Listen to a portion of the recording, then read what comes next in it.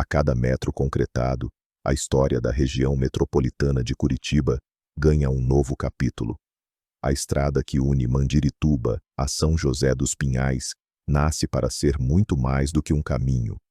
É um elo entre a BR-116 e a BR-376, entre o campo e a cidade, entre o passado e o futuro. Com 26,6 quilômetros de pavimento em concreto e investimento próximo de 97 milhões de reais, o projeto leva consigo ciclovias, iluminação moderna e a preservação da memória da colônia Marcelino. Atualmente, as máquinas já transformaram um quarto da obra em realidade. Trechos estão liberados, o concreto avança pelo bairro Cutia e o tráfego segue, mesmo com o desafio das frentes de serviço. A previsão é clara.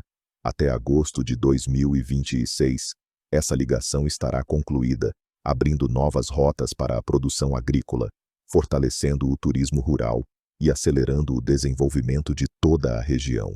Uma estrada que não é apenas infraestrutura, é progresso em movimento.